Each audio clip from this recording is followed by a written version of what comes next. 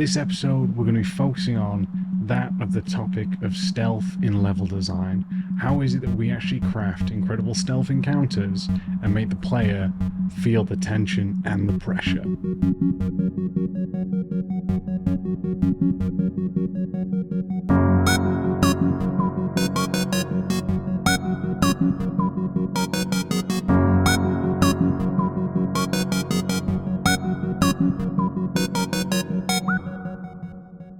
Hey everyone, I hope you're well, playing and making the games that you all love. You're joining me, your host, Principal Mission Designer, Max Pears. Absolute pleasure to be having all of you with me today.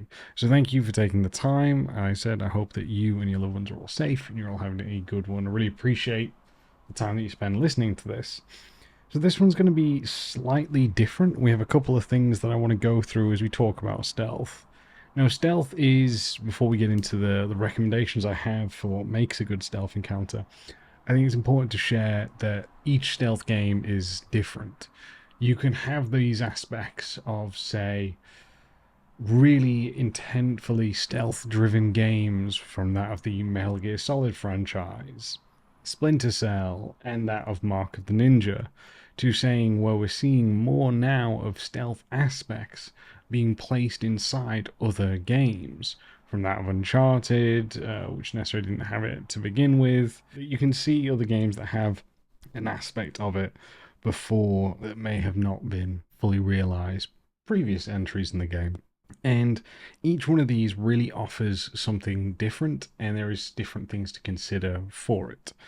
And I want to stress the point as well that in my career, I have not worked on like a solely focused stealth game from that of, say, like a Metal Gear as an example, or a Splinter Cell, but really had aspects of stealth inside the games that I have worked in as well, Cyberpunk being a key example. So I think the very first aspect that we all have to be very conscious of is that understanding what kind of stealth does your game bring. Right? Understanding the mechanics that are available to you. How important is stealth? Is stealth a critical fail if you are unable to achieve without being spotted? Or is it then leading into another aspect such as combat and, say, the example of like a Far Cry series?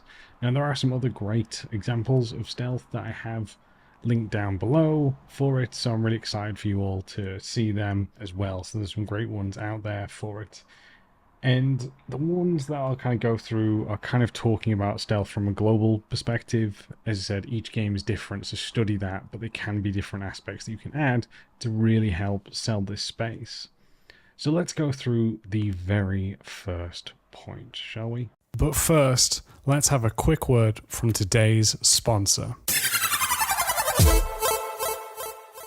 Today's sponsor is none other than me. What I've done, everyone, and I hope you're excited for this, is I've actually created a level design kind of store. What I've done in this store is put up different kinds of tips and tricks that you can find there, whether that be my actual ebook itself, to that of level design pamphlets focused on different things such as traversal, stealth, breaking into the industry, as well as different talks that I have done which you cannot find anywhere else other than on this store. So if you are looking to improve on your level design skills and processes, then check out the level design store, which will be down in the description below, where there'll be a link to find this. All you need to do is head over to gumroad.com/level design lobby.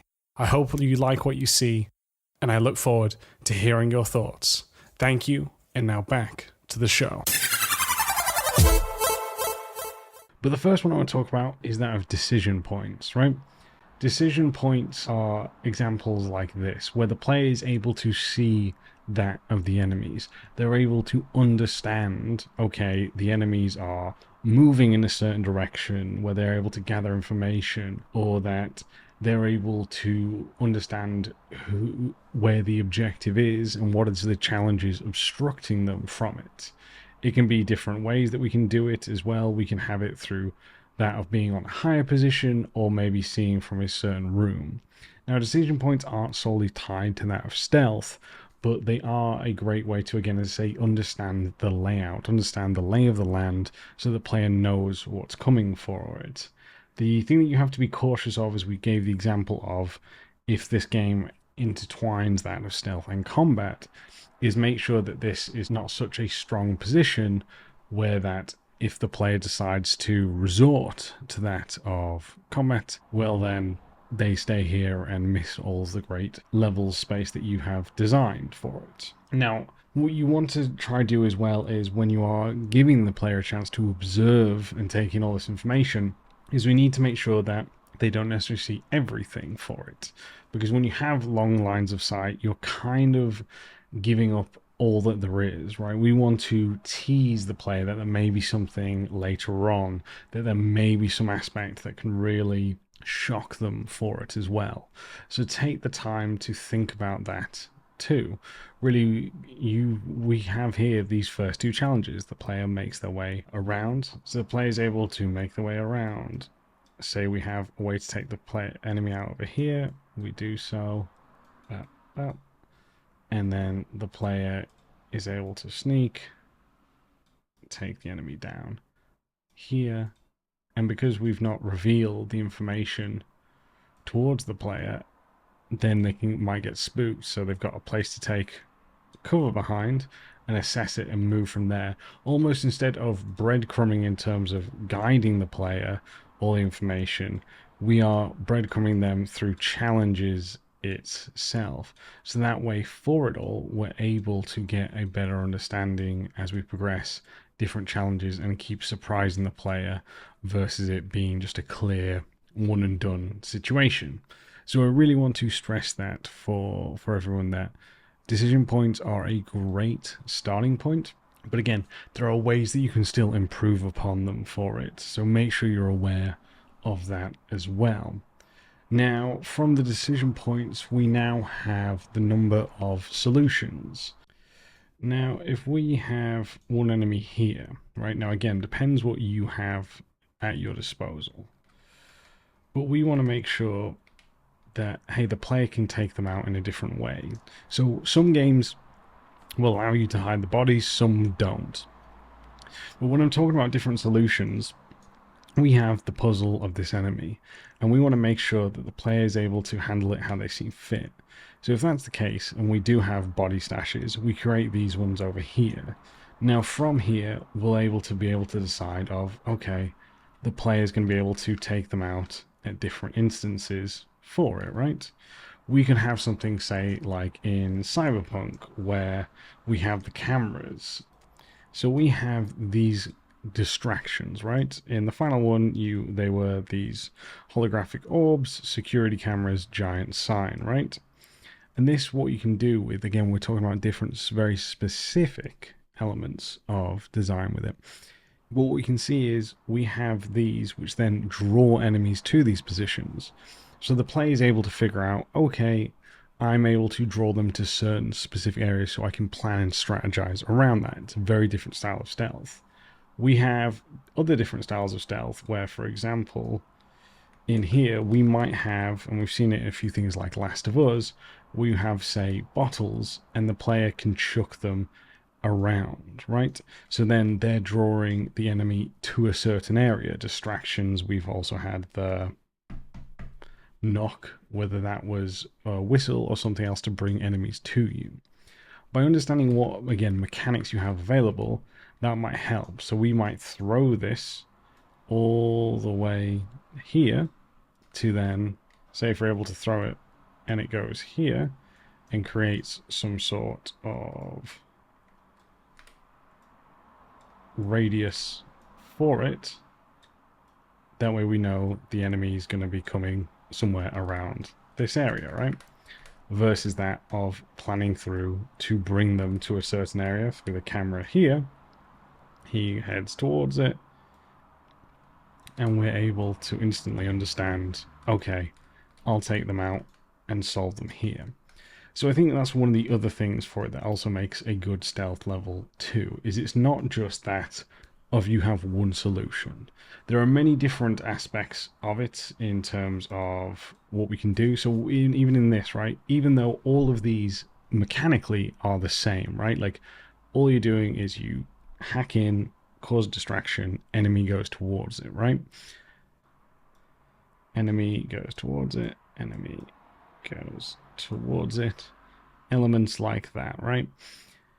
So then the player can strategize. Okay, I've lured the enemy, we said, over here, which now allows me to hop over, take cover, move through, take cover, and go through and escape. Versus, say, that of luring them away to then engage them in some form of takedown, right? They're different strategies, but again, allowing the player to use it how they see fit is far better than giving a one and done solution for the player. Allowing them to feel, okay, well, I'm going to outsmart this how I want to, I think is a far better one for it to help engage with stealth, because it makes the player feel far more intelligent, and also again really allows them to test the systems that we have given them to use for it. Now, the next point I want to talk about is that of visual language, right? In terms of visual language, what we're talking about is clearly what is something we use to distract versus what is just a random prop when we have art coming through. For example, what is grass versus, as we've seen in other games, tall grass for enemies, for the player to hide in. By having clear visual language, what is cover, what is not. So if this is lowest cover, and then we have one here, and we make this 0.7, making it clear what is cover for it. These need to be telegraphed really early on so the players, when we teach them, understand this so they don't feel cheated for it. So I really strongly recommend that you have the chance to relay this. Now, it's much easier as we're going through and we're actually creating this. Like, for me, for example, cover is blue. Interactable objects that are gameplay objects are orange with a hint of green, for example. Stealth grass would be X height and this color shade of green. But when we have art involved, we need to make that consistent as well. And we've all seen these aspects of debate going on about visual language with ledges, certain colors, right? Like, does that ruin the level immersion, or does it actually help players because players would be lost, right? These are the questions we have to ask. But I think it's very important that we understand that, and that communicating this to the players is crucial for it as well. Now, the next thing that we'll talk on to is that from this, again, it's really about understanding what is it that you as a developer have at your exposure, but also making it feel that the player is smarter because of it, right? I think that is truly a great way to help people feel intelligent for it, because at the end of the day, these are puzzles. That was a great one by Tim Does Level Design. I think he approached that the correct way for it. But it's also that element of we are allowing players to test the systems and test their own knowledge of the systems for it too. So do be conscious of that as we're going through and making these different ones for it. Now we're going to head back towards that. The next thing that I'll talk about is obviously the patrols. I have got a very simple one here for it. We've even got one over here. These yellow markers I've planted is where some sort of animation would be for it. Now, there are different ways that you can use different patrols. You can have looping patrols like this, which follow a certain path, constantly moving around and around. You can have other ones like ping pong, so we come down here and then come back the same route we came. There'll be other different ways as well, but these are the kind of two common ones. And I think in that aspect, it's about understanding how that we can get these to overlap, as I showed accidentally at the start. By having one that the player can understand as looping, it helps players study it so they know where they're going to be. Now, I've put these little yellow circles to talk about like animation points. To that, what I'm referring to is at each point, instead of them constantly moving and just feels unrealistic, we have these animation points where then the NPC would that of stop and execute some sort of animation. So whether that's some point of smoking a cigarette out here, maybe in this one they're inspecting the flowers, or if we wanted to, looking at a certain piece of cover, while down here they're inspecting the chest itself, right? Things like that. And one thing that I really learnt that necessarily isn't stealth but really helps with the world building was on that of Cyberpunk, where we talked about when they're on patrols here is making it feel that they're alive, right? That they're interacting. So this guy here, what he would do is he'd watch the holograph because it was that of like a very dingy underground club. It was very erotic kind of dance here. So the players, the enemy would watch this, they'd walk over and then watch the TV. Then there was another enemy in here, and they'd go in and look like they're talking to them as well. So you can have that to build the world that they're actually part of it versus just walking around aimlessly. So if we have it again where this one's having a drink when he's over here, he goes inside this, maybe sits down, comes round, sits down and watches something here, or kind of searching through rubble there, right? Elements like this. So not only is it a great thing for letting the pace kind of slow down and give the players a chance to take enemies out, but it's also a great way to kind of breathe and inject life into this. What I will say is, well, when you do have your animation points, make sure that it's clear when they're going to leave to go to the next point, right? Say if they're facing this way and our player's coming around here, if they just turn around and then catch them, it kind of ruins it. So you've got to always think about and make sure it's clear of, okay, maybe he stretches and then turns around. Giving some sort of visual warning, he can be like, okay, I'm going to carry on. Very over the top, but you can think about ways to then do it, and then they march on to the next point for it as well. Now, how many that you want to have on your patrols is really up to you, right? And I think people sometimes try overcomplicate patrols, and remember, I think it can help sometimes, but other times it's not necessarily needed. The patrols itself are just part of it, right? And we try to think about when we give opportunity for the players. So I have 3 here. Maybe with testing, we need to realize actually there needs to be more of these, etc., right? And I think it's on those. So make sure that the patrolling, you experiment with the different types that you have. You have animation points, and then it's clear when they are about to turn around and when they're able to kind of move forward with elements for it.